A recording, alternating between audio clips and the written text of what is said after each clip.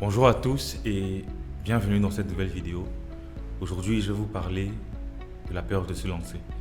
C'est quelque chose qui empêche beaucoup de personnes de concrétiser leurs idées de projet ou de business et d'apporter un changement dans leur vie. Comme moi, vous connaissez sûrement des personnes de votre entourage, proches ou indirects, qui ont des idées de projets qui sont vraiment incroyables, qui souhaitent partager leurs connaissances, qui souhaitent créer des produits qui vont aider les gens, qui vont vraiment avoir un grand impact dans la société.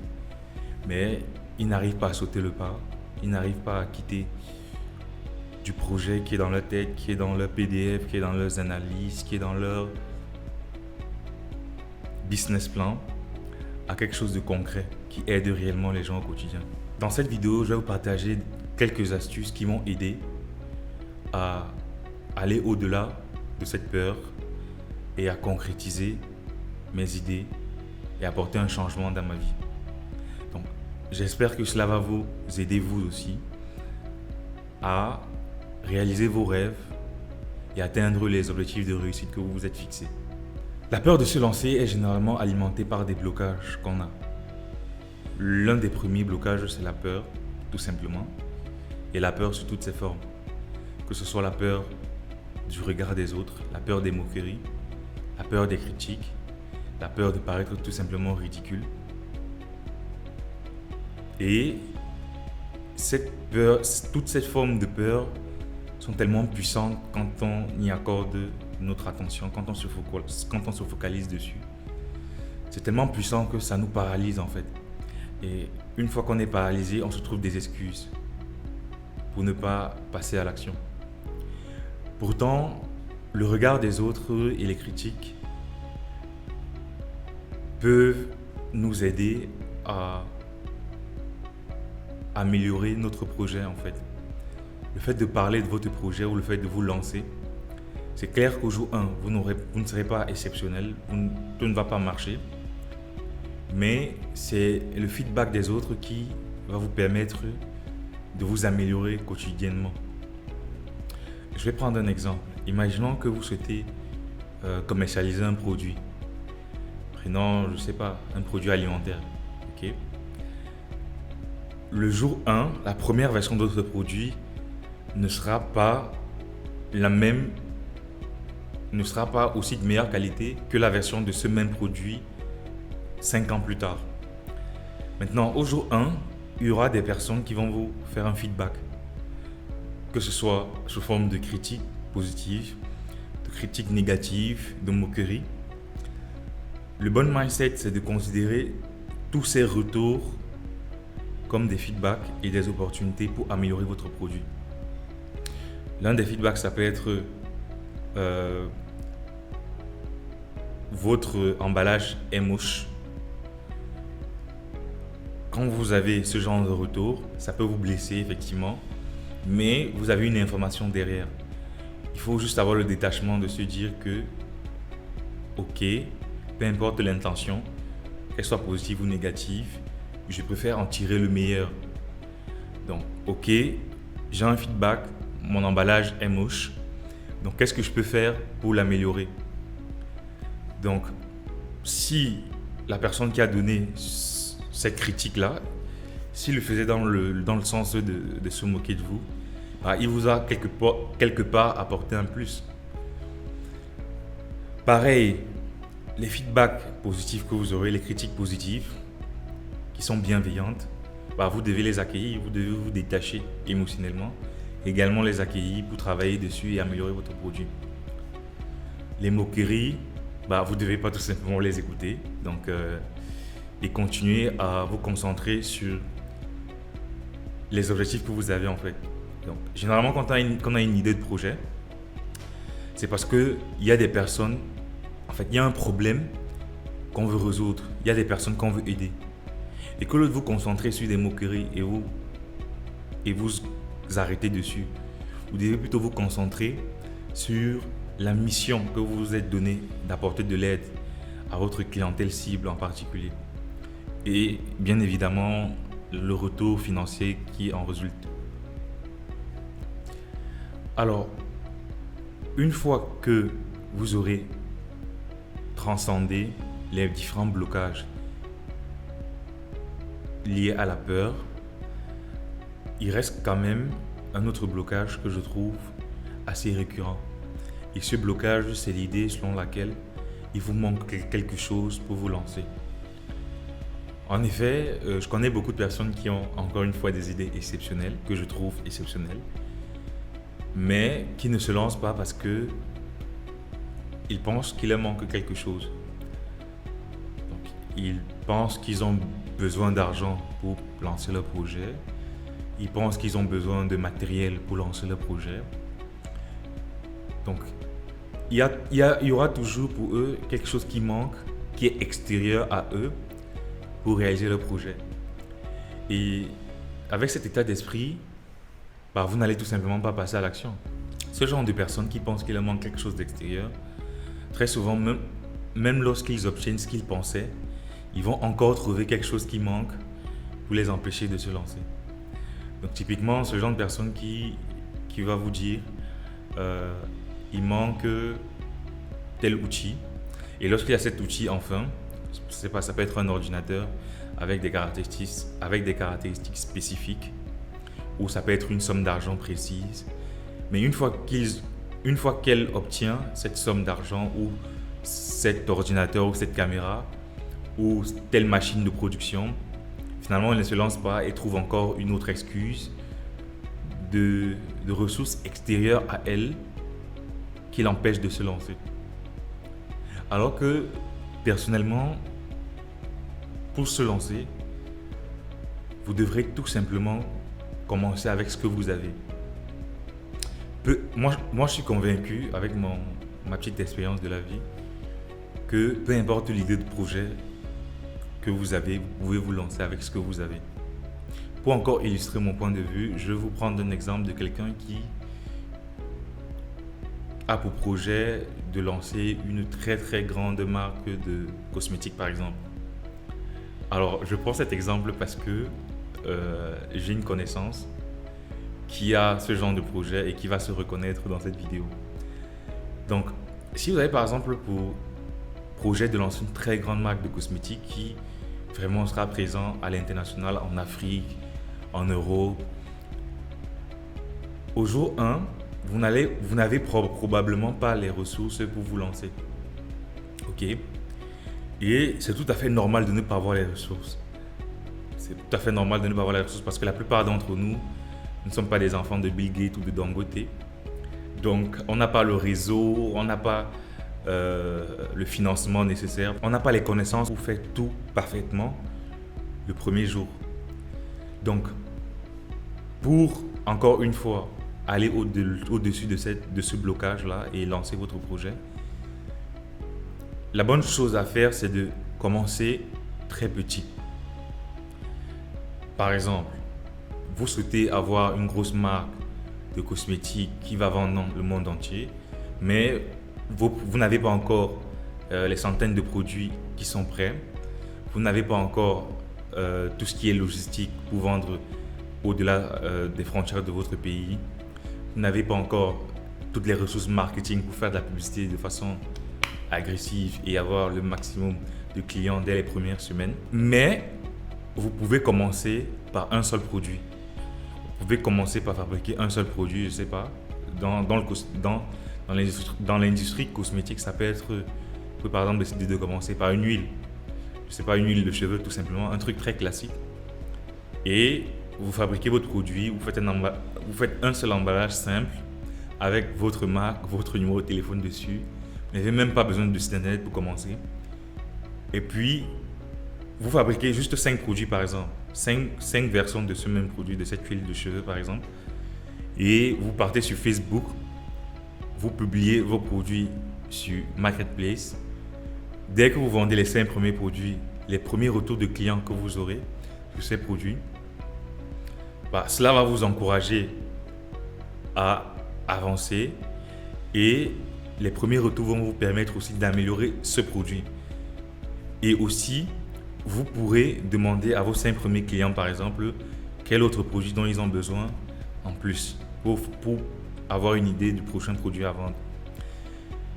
Donc, si vous vous lancez comme ça, au bout de 6 mois, vous aurez peut-être 5 nouveaux produits. Vous aurez peut-être un nouveau site internet. Et peut-être au bout de 1-2 ans, vous pourrez vendre au-delà de votre pays. Donc, en fait, il faut vraiment avoir une dynamique de commencer avec ce qu'on a et d'améliorer, en fait. Et si vous faites ça suffisamment, c'est clair qu'au bout de 1-2 ans, vous pourrez soit avoir les ressources pour vraiment concrétiser l'objectif final de l'idée de réussite que vous avez de votre projet, ou soit avoir la crédibilité pour aller chercher du financement, que ce soit dans votre entourage ou des instituts qui sont spécialisés pour accompagner le financement des entrepreneurs. Mais si vous attendez que tout soit parfait, vous n'aurez pas de crédibilité pour aller chercher du financement. Je pense que c'est beaucoup plus facile d'aller chercher du financement quand on a déjà une preuve de concept que d'avoir juste des PowerPoint ou des business plans. Donc n'attendez pas d'être excellent pour lancer votre projet. Lancez-vous au jour 1 avec le minimum des ressources que vous avez, comme vous pouvez, et améliorez-vous au quotidien. L'une des erreurs qu'on commet très souvent, c'est que lorsqu'on a une idée de projet, on veut directement que dès les premières semaines, qu'on ait des résultats exceptionnels. Qu'on ait une équipe je sais pas, qu'on commence à recruter du personnel, qu'on ait une maîtrise de notre marketing, on a un joli site internet, on a les félicitations, on a des récompenses à l'international. Vraiment, on est le leader de notre secteur d'activité. Donc, on veut que tout soit parfait en fait. Mais pourtant, les leaders auxquels on s'identifie pour avoir ces caractéristiques pour la réussite de notre projet, ils n'ont pas commencé comme ça en fait. Si vous êtes en Afrique, on va par exemple prendre Dangote ou Tony Elumelu ou Bill Gates pour les Européens ou Elon Musk. Tous ces capitaines d'industrie, tous ces leaders-là, si on revient 30 ans en arrière, 50 ans, 40 ans en arrière, ils n'étaient pas aussi performants qu'aujourd'hui. Ils n'avaient pas tout le réseau qu'ils ont aujourd'hui, ils n'avaient pas toute la maîtrise des process pour amener leurs entreprises au niveau où ils sont actuellement. Ça, il y a eu un processus. Il y a beaucoup d'entrepreneurs qui n'ont pas commencé en étant excellents. L'excellence ne vient pas du premier jour. L'excellence n'est pas quelque chose qui apparaît comme par magie. L'excellence, c'est quelque chose qui se travaille. Si on prend encore une fois un leader comme Dangote et qu'on regarde dans son parcours 30 ans en arrière, je pense que lui-même, il se moquerait des erreurs qu'il a commises dans le passé, des erreurs en termes de business, en termes de stratégie. Mais pourtant, il doit sûrement être conscient que sans ces erreurs-là, c'est parce qu'il a commis ces erreurs et qu'il a appris de ces erreurs qu'il est maintenant ce qu'il est aujourd'hui. Mais si c'était arrêté sur ces erreurs, sur son amateurisme de l'époque, sur son manque de compétences, il n'aurait pas pu avancer. Donc c'est pour ça que je vous incite à vraiment aller au-delà de votre incompétence actuelle et de vous concentrer sur ce que vous savez faire, ce que vous pouvez faire. De ne pas regarder ce que vous n'avez pas, mais de regarder plutôt ce que vous avez et d'utiliser tout ce qui est à votre disposition pour lancer votre projet dès aujourd'hui et de l'améliorer continuellement. Il y a un proverbe qui représente très très bien cette idée que j'essaye de vous partager. Paris ne s'est pas fait en un jour. Donc votre projet également ne va pas se faire en un jour. Ça peut prendre 5 ans, ça peut prendre 10 ans, ça peut prendre 30 ans pour que vous soyez excellent. Mais commencez dès aujourd'hui. Un autre piège à éviter absolument, c'est de tomber dans la satisfaction de votre projet avant qu'il ne se réalise. C'est un concept un peu flou ou difficile à comprendre, mais c'est tout simplement le fait de déjà être satisfait parce que vous avez une idée de projet qui est incroyable, qui va vous apporter beaucoup de bien dans votre vie ou dans la vie des gens, mais de s'arrêter là en fait, de ne pas réaliser ce projet et de rester sur la satisfaction de l'idée de projet. C'est un peu fou comme concept, mais c'est quelque chose qui arrive très souvent. C'est un état d'esprit que j'ai déjà vécu personnellement, où j'avais des idées, j'avais des projets, des rêves qui pouvaient changer ma vie de façon radicale.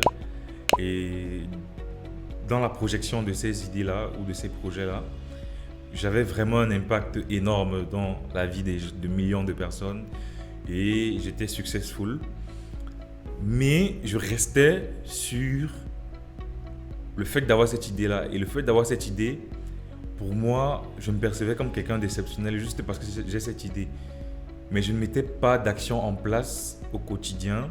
Il y a pas mal de références à cet état d'esprit, notamment dans L'Alchimiste de Paulo Coelho, qui est un bouquin où on suit un jeune homme qui s'appelle Santiago, un jeune espagnol, qui a pour rêve d'aller en Égypte auprès des pyramides parce qu'il y a soi-disant un trésor qui s'y trouve. Du coup, Santiago vend tout ce qu'il a en Espagne pour se rendre en Égypte. Et pendant son parcours, il se fait agresser. Bref, il y a tout un tas de péripéties. Santiago va faire connaissance d'un vieil homme qui est un vendeur de cristaux. Donc, c'est des verres en cristaux. Donc, il vend des verres en cristaux. Et Santiago va commencer à l'aider à vendre ses produits à plus de monde. Et il expliqua à Santiago que son plus grand objectif, c'était d'avoir une boutique de vente de cristaux très prospère et pouvoir, ne serait-ce qu'une seule fois, faire un voyage à la Mecque. Du coup, Santiago, lui, son objectif, c'est plutôt d'aller en Égypte pour trouver son trésor qui est au pied des pyramides. Et Santiago commence à l'aider donc à vendre ses produits de façon très très agressive. Et du coup, un soir, le vieil homme lui a fait une confession. Il lui a fait une confession en lui disant qu'il a peur en fait. Qu'il a peur de tout ce que Santiago est en train de mettre en place comme action pour l'aider à vendre ses cristaux. Parce que vu l'énergie que Santiago est en train de mettre en place, effectivement, ses rêves sont en train de se réaliser. Sa boutique est en train de décoller. Et bientôt, il aura suffisamment d'argent pour prendre beaucoup plus d'employés et se permettre de voyager, d'aller à la Mecque et réaliser son rêve. Et il dit à Santiago qu'il a peur de réaliser son rêve parce qu'il éprouve déjà un certain plaisir à rêver d'aller à la Mecque. Il éprouve déjà une certaine satisfaction à rêver de tout simplement avoir une boutique prospère. Mais vu qu'il est déjà satisfait de son rêve, quelque part,